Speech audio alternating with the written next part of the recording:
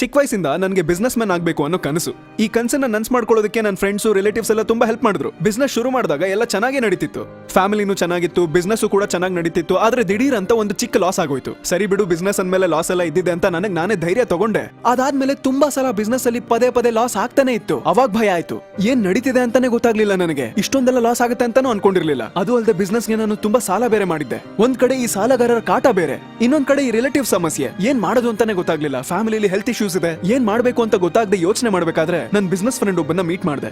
ಅವ್ನ್ ಹೇಳ್ದ, ಲೇ, ದೊಡ್ಡವರೊಬ್ರು ಹೇಳಿದಾರೆ ಸಮಯ ಕಾಲ ಇದನ್ನೆಲ್ಲ ನೋಡ್ಕೊಂಡ್ ನಡಿಬೇಕು ಅಂತ. ನಿನಗೆ ಸಮಯ ಸರಿ ಇಲ್ಲ ಕಣೋ. ಆಸ್ಟ್ರೋ ನವಗ್ರಹ ವಾಚ್ ನಾನ್ ಹೇಳೋದನ್ ಕೇಳು, ತಗೊಂಡು ಉಪಯೋಗಿಸ್ ನೋಡು, ಅದಾದ್ಮೇಲೆ ನೀನೇ ನನ್ನ ಹುಡ್ಕೊಂಡ್ ಬಂದ್ ಹೇಳ್ತೀಯ ಅಂತ ಅವ್ನ್ ಹೇಳ್ದ ನನ್ಗೆ. ಈ ವಾಚ್ ಕಟ್ಟಿದಾಗಿಂದ ನಾನು ಯೋಚನೆ ಮಾಡ್ತಾನೆ ಇದ್ದೆ, ಮುಂದೆ ನನ್ಗೇನಾಗ್ಬೋದು ಅಂತ. ಇವಾಗ ನೀವೇ ನೋಡ್ತಿದ್ದೀರಾ, ನಾನ್ ಹೇಳಿದ್ರು ನೀವು ನಂಬಲ್ಲ. ನನ್ ಬಿಸ್ನೆಸ್ ಫ್ರೆಂಡ್ಸ್ ಎಲ್ಲ ಯಾರು ನನ್ನ ಹತ್ರ ಬಂದ್ಬಿಟ್ಟು ನಿನ್ ಕೈಲಿ ಆಗಲ್ಲ, ಅಷ್ಟೇ ಮುಗಿತು, ಸಾಲ ತೀರ್ಸಕ್ಕಾಗಲ್ಲ, ಸಾಲದಲ್ಲಿ ಮುಳುಗೋಗಿದ್ಯಾ ಅಂದವ್ರೆಲ್ಲ ಹುಡ್ಕೊಂಡ್ ಬರೋದಕ್ ಶುರು ಮಾಡಿದ್ರು. ಬಿಸ್ನೆಸ್ ಫ್ರೆಂಡ್ಸ್ ಎಲ್ಲ ನನಗೆ ಹೆಲ್ಪ್ ಮಾಡೋದಕ್ ಶುರು ಮಾಡಿದ್ರು. ಹೊರಗಡೆಯಿಂದ ಬರ್ಬೇಕಾಗಿದ್ದೆಲ್ಲ ನನ್ ದುಡ್ಡು ಎಲ್ಲ ಆಟೋಮ್ಯಾಟಿಕ್ ಆಗಿ ಬಂತು. ಇದಕ್ಕೆಲ್ಲ ಕಾರಣ ಈ ಆಸ್ಟ್ರೋ ನವಗ್ರಹ ವಾಚ್. ಈ ಆಸ್ಟ್ರೋ ನವಗ್ರಹ ವಾಚು ಖಂಡಿತವಾಗ್ಲೂ ನಿಮ್ ಲೈಫಲ್ಲೂ ಒಂದು ಬದಲಾವಣೆ ತರುತ್ತೆ.